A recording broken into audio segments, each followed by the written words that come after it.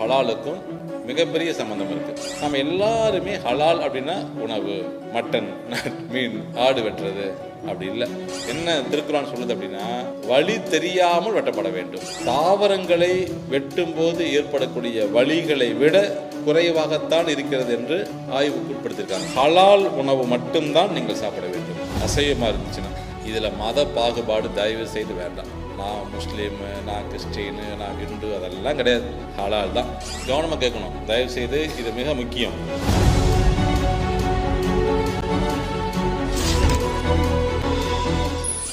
ஹலால்னா என்ன, ஏதாவது சொல்லுங்க பார்க்கலாம். இறைவனுடைய பெயர் சொல்லப்பட்டு அறுக்கப்படாத எல்லாமே ஹராம். ஓகே, தெரிஞ்சது சொல்லுங்க. யாராச்சும் ஏதாவது தெரியுமா? சரி, நானே சொல்லிடுறேன். கவனமாக கேட்கணும் தயவு செய்து, இது மிக முக்கியம். இந்த நீங்கள் நோய்களுக்கும் இந்த ஹலாலுக்கும் மிகப்பெரிய சம்பந்தம் இருக்குது. நம்ம எல்லாரும் நினச்சிட்டு இருக்கிறது ஹலால் அப்படின்னா அம்மா சொன்னது போல் அல்லாஹ்வுடைய பெயரை சொல்லி அறுப்பது.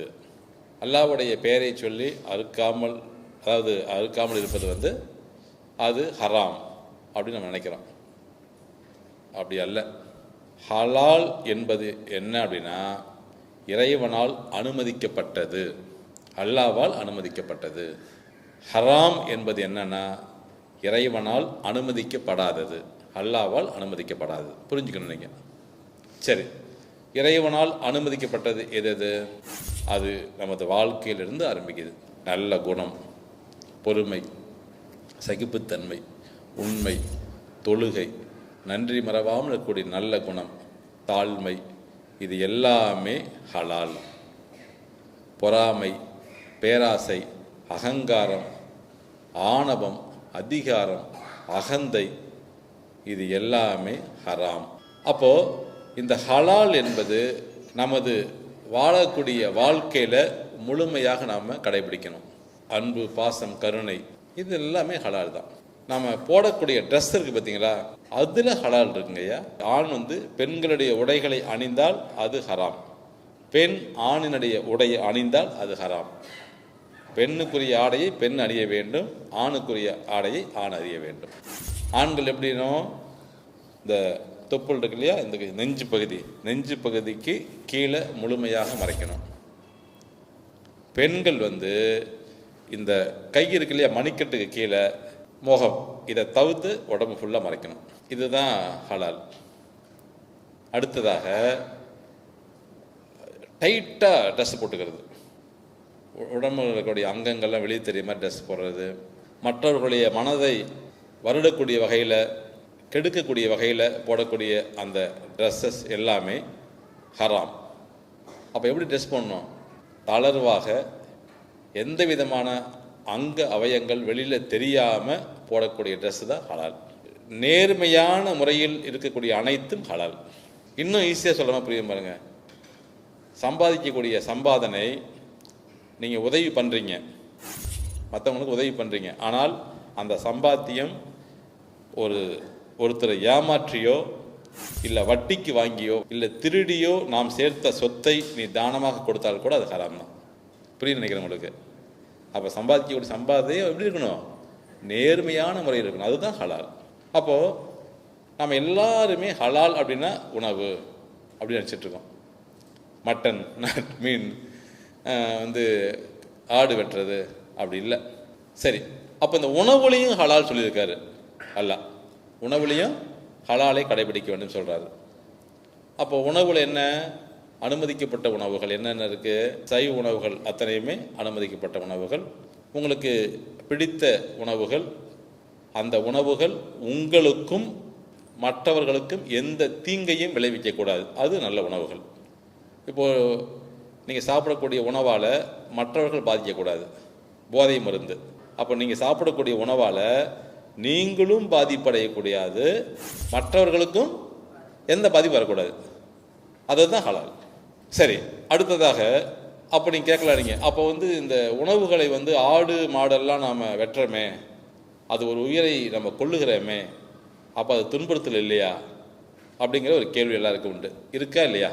ஒரு உயிரை கொல்லக்கூடாது நம்ம சொல்கிறோம், ஆனால் அல்லாஹ் சொல்லியிருக்காரு நாம் சாப்பிடக்கூடிய உணவால் மற்றவர்களுக்கு எந்த கஷ்டமும் இருக்கக்கூடாதுன்னு சொல்கிறீங்களே, அப்போது நாம் ஒரு உயிரை கொல்லுவது பாவம் இல்லையா? கேள்வி வருதா வரலையா? சரி, நான் கேட்குறேன், சைவ உணவு சாப்பிடக்கூடிய கேட்குறேன் நான். தாவரங்களுக்கு உயிர் இருக்கா இல்லையா? ஓரறிவு இருக்கா இல்லையா? மொத்தம் 6 அறிவு இருக்குங்கய்யா. அந்த 6 அறிவில் ஓரறிவு உள்ளது இது தாவரம். அப்போது இந்த செடிகள், கீரை வகைகள், நெல் எதுவாக இருந்தாலும் நாம் சாப்பிட்றோமில்ல, அதில் ஒரு உயிர் அடங்கியிருக்கிறதா இல்லையா? அது குறிப்பாக ஒரு நெல் அப்படின்னா கிட்டத்தட்ட ஆயிரக்கணக்கான லட்சக்கணக்கான நெல்மணிகள் இருக்கும். அத்தனை உயிர்களை நம்ம சாப்பிட்றோன்னு அர்த்தம். நீங்கள் நினைக்கலாம், அந்த தாவரத்திற்கு உயிர் இருக்கா, அது வழியில் துடிக்குமானா துடிக்குது. அதை வெட்டும் பொழுது அது அதிர்வுகள் வருகிறது. அதை நிறைய சயின்டிஸ்ட் ஆய்வுக்கு உட்படுத்தி அதை இந்த உலகத்துக்கு வெளிச்சமாக காமிச்சிருக்காங்க. இந்த உலகத்தில் படைக்கப்பட்ட படைப்புகளிலேயே மிக மேன்மையான படைப்பு மனித படைப்பு. கிட்டத்தட்ட 84 லட்சம் வகையான படைப்புகளை அல்லாஹ் படைக்கிறார்னு சொல்லிட்டு சொல்லப்படுகிறது திருக்குறானில். அதில் கடைசி படைப்பாக மனித படைப்பு, கடைசி படைப்பு. எல்லா படைப்பும் படைச்சிட்டு கடைசியாக தான் மனுஷனை படைக்கிறாரு. கடைசி படைப்பு பெண் தான், ஆணுக்கு அப்புறம் பெண். இந்த உலகத்தில் படைக்கப்பட்ட அனைத்து படைப்புகளுக்கும் மேன்மையானவன் மனித படைப்புன்னு சொன்னேன். அப்போ அத்துணை படைப்புகளும் மனிதனுக்காகத்தான் படைக்கப்பட்டது. அத்துணை படைப்புகளும் யாருக்காக படைக்கப்பட்டது? மனிதனுக்காக படைக்கப்பட்டது.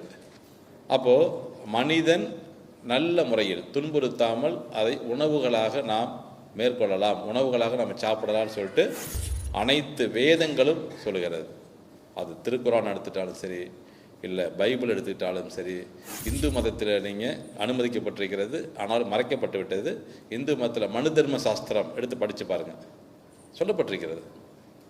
அப்போது உங்களுக்கு சைவம் பிடிக்குமா, சைவம் சாப்பிடுங்க. அசைவம் பிடிக்குமா, அசைவம் சாப்பிடுங்க. தயவு செய்து அதுக்குள்ளே நம்ம தர்க்கம் வேண்டாம். நமக்கு எது பிடிக்கிறத சாப்பிடுங்க. சரி, அதை சாப்பிடக்கூடிய முறைகளில் எப்படி சாப்பிடணும் அதை மட்டும் பார்க்க வரோம். அப்போது ஹலால் உணவு மட்டும்தான் நீங்கள் சாப்பிட வேண்டும், அசைவமாக இருந்துச்சுன்னா. இதில் மத பாகுபாடு தயவு செய்து வேண்டாம். நான் முஸ்லீமு, நான் கிறிஸ்டின்னு, நான் ஹிந்து, அதெல்லாம் கிடையாது. ஹலால் தான். அப்போ ஹலால்னா ஏன் நான் ஹலால் சாப்பிட சொல்கிறேன் அப்படின்னா, நாம் ஒரு உயிரை நாம் உணவுக்காக வெட்டும் பொழுது அது வழியில் துடிக்கும் இல்லையா? துடிக்குமா இல்லையா? துடிக்கும் பொழுது அந்த அதிர்வுகள், அந்த வழியில் துடிக்கக்கூடிய அதிர்வுகள் அந்த தசைகள் எல்லாமே பரவிடும். பரவுனதுக்கப்புறம் அந்த ஒரு மட்டனை, அதாவது அந்த தசையை நாம் வெட்டி சாப்பிடும் பொழுது அந்த அதிர்வலைகள் அதற்குள்ள பதிந்து இருக்கிற காரணத்தினால அது எதிர்மறையான விளைவை நமக்கு ஏற்படுத்தும். நாம் அதை சாப்பிடும் பொழுது என்ன பண்ணுவோம், அது வலியால் துடிச்சதுனால அந்த தசைகளில் அந்த வலிகள் என்ன பண்ணியிருக்கோம், அதிர்வுகளாக தேங்கி இருக்கும். அப்போது ஹலாலில் எப்படி அதை நம்ம உணவு அதை வெட்டுறாங்க அப்படின்னா, என்ன திருக்குறான் சொல்லுது அப்படின்னா, வலி தெரியாமல் அது உணவுக்காக நம்ம வெட்டப்படணும். அந்த விலங்கு வலி தெரியாமல் வெட்டப்பட வேண்டும். வலி தெரியக்கூடாது அப்படின்னா மூச்சு குழாயும் உணவு குழாயும் சேரக்கூடிய இடத்தில் என்ன பண்ணுவாங்க அப்படின்னா, ரொம்ப கூராக ஒரு கத்தி, ரொம்ப ஷார்ப்பு, முன்ன கத்திலாம் இருக்காது, ரொம்ப ஷார்ப் கத்தி எடுத்து டக்குன்னு கட் பண்ணி விட்டுருவாங்க. அவ்வளோதான். அல்லாவுடைய பேரை சொல்லி பிஸ்மில்லா டக்குன்னு என்ன பண்ணுவாங்க, கட் பண்ணி விட்டுருவாங்க. கட் பண்ண உடனே மேக்சிமம் 5 செகண்டு, எவ்வளோ நேரம், 5 செகண்டுக்குள்ள அந்த வலிகள் அடங்கிடும். நேரடியாக மூளைக்கு போகக்கூடிய அந்த வலிகள் தெரியாமல் அது உயிர் இழக்க நேரிடும். உடனே என்ன பண்ணுவாங்கன்னா அந்த ரத்தமெல்லாம் வெளியில் போக ஆரம்பிக்கும். அந்த 5 செகண்டில் அந்த வலி தெரிஞ்சால் கூட அந்த 5 செகண்டில் வலி எங்கே இருக்கிற ரத்தத்தில் தான் இருக்கும், தசைக்கு போகாது. நாம் என்ன பண்ணுறோம், வெட்டும் பொழுது அந்த முதுகு தண்டுவடத்தையும் சேர்த்து வெட்டுவாங்க. இப்போ கவனிச்சிருப்பீங்க, முதுகு தண்டுவடத்தை என்ன பண்ணுவாங்கன்னா கோயிலில் என்ன பண்ணுவோம், வெட்டுவோமா இல்லையா? அப்போ அந்த முதுகு தண்டுவடத்தில் வெட்டும் பொழுது நரம்பு மண்டலம் பாதித்து இதயத்தில் போய் என்ன பண்ணோம் அப்படின்னா ரத்தம் போய் தேங்கிடும். அது முழுக்க முழுக்க அந்த தசை பகுதி முழுவதுமே நமக்கு எதிர்மறையான விளைவை ஏற்படுத்தும். ஆனால் இந்த முறையில் ஹலால் முறையில் வெட்டும் பொழுது முதுகு தண்டுவடம் பாதிக்காது, ரத்தம் முழுமையாக வெளியே இருந்துடும். இருக்கக்கூடிய அந்த 5% 5 செகண்ட் வெளியே பற்றியா அது கூட ரத்தம் வழியாக வெளியே வந்துடும். எந்த தசைகளிலுமே அந்த வலி உணர்வு அதிர்வலைகள் பதியாது. எவ்வளோ அறிவியல் பாருங்க. இதுதான் ஹலால். அப்போது உணவுக்காக நாம் அதை வெட்டுறோம். ஆனால் வலி தெரியாமல், வலியை உணராமல் நாம் அதை உணவுக்காக எடுத்துக்கொள்கிறோம். அதை நம்ம ஆய்வுக்கு உட்படுத்தும் பொழுது, அறிவியல் உட்படுத்துகிறாங்க, அதை வெட்டும் பொழுது ஏற்படக்கூடிய அந்த வலி என்பது தாவரங்களை வெட்டும்போது ஏற்படக்கூடிய வலிகளை விட குறைவாகத்தான் இருக்கிறது என்று ஆய்வுக்கு உட்படுத்தியிருக்காங்க. கிட்டத்தட்ட அதை விட குறைவு இல்லை அதான் ஆய்வில் கண்டுபிடிச்சிருக்காங்க. எவ்வளோ பெரிய முறை பாருங்களேன். ஆச்சரியமா இல்லையா? 1400 வருஷத்துக்கு முன்னாடி எவ்வளோ அற்புதமாக இதை நமக்கு கொடுத்துட்டு போயிருக்காங்க. அதனால தான் சொன்னாங்க ரத்தத்தை சாப்பிடக்கூடாது. ரத்தத்தை மீதி கொஞ்சம் கொஞ்சம் இருக்கக்கூடிய கிருமிகள், அந்த அதிர்வுகள்லாம் அதில் வந்திருக்கும். இது பைபிள்லேயும் சொல்லப்பட்டிருக்கிறது, ரத்தத்தை சாப்பிடக்கூடாதுன்னு சொல்லிட்டு. அதனால தான் கிறிஸ்டின்ஸும் ரத்தம்லாம் சாப்பிட மாட்டாங்க. ஆனால் நம்ம என்ன பண்ணுறோம், தெரியாமல் ரத்த பொரியலை போட்டு சாப்பிட்டுட்ருக்கோம் நம்ம பாட்டுக்கு. ஹிந்துஸ் இதுக்கு மேலே தயவு செய்து ரத்தம் சாப்பிட வேண்டாம். ஹலால் உணவு தயவு செய்து அதை பாகுபாடு பார்க்காதீங்க. நான் சொன்ன காரணம் புரிஞ்சிருக்குன்னு நினைக்கிறேன். அதை அழகாக வெட்டியிருப்பாங்க. அதே மாதிரி எது ஹராம்னு சொல்லியிருக்காங்கன்னா, அல்லாஹ்வுடைய பெயரை சொல்லாமல் அறுப்பது ஹராம். உணவில் நான் சொல்கிறது. பன்றிக்கறி ஹராம். சிங்கம், புலி, அதாவது பல்லு நீண்டு இருக்கு இல்லையா, இன்னொரு விலங்கை கொன்று சாப்பிடுதில்ல பன்றி, அதாவது சிங்கம், சிறுத்தை, புலி, இதெல்லாமே இன்னொரு விலங்கை கொன்று சாப்பிடுது. அந்த உணவு சாப்பிடக்கூடாது நம்ம. அது ஹராம். தானாக இறந்து போன உணவுகள், ஈவன் தோ ஆடே சாப்பிட்டாலுமே தானாக இறந்து போச்சு, அது ஹராம். மாடு முட்டி, அதாவது கொம்புகளால் தாக்கப்பட்டு இறந்த உணவு, அது ஹராம். நேரு வழியில் சம்பாதிக்காமல் ஏமாற்று வழியில் சம்பாதித்து அதன் வழியாக ஒரு ஆடோ இல்லை ஒரு மாடோ நாம் வெட்டி அதை தானம் பண்ணால் கூட, இல்லை அதை சாப்பிட்டாலும் அது ஹராம் தான். எதுக்காக சொல்ல வர அப்படின்னா, உணவுகளில் இவ்வளவு முறைகள் இருக்குது. அதே மாதிரி பறவைகள் இருக்கு இல்லையா, கீறக்கூடியது, அதாவது கழுகெல்லாம் கழுகு பறந்து என்ன பண்ணோம் கீரும் இல்லை, அந்த மாதிரி உணவுகளையும் சாப்பிடக்கூடாது. அதுவும் ஹராம். பாருங்கள், அந்த காலத்தில் எவ்வளோ அழகாக நம்ம கொடுத்துருக்கா பாருங்கள். அதனால தான் சொல்ல, எக்காலத்துக்கும் பொருந்தக்கூடியது திருக்குறான். எக்காலத்துக்கும், கடந்த காலம், நிகழ்காலம், எதிர்காலம். தயவு செய்து இதை ஃபாலோ பண்ணுங்கள். ஹலால், நீங்கள் மட்டன் சாப்பிட்றதா இருந்தால் சாப்பிடுங்க, நல்லா சாப்பிடுங்க, தைரியமாக சாப்பிடுங்க, தினமும் சாப்பிடுங்க, ஒன்றாகாது.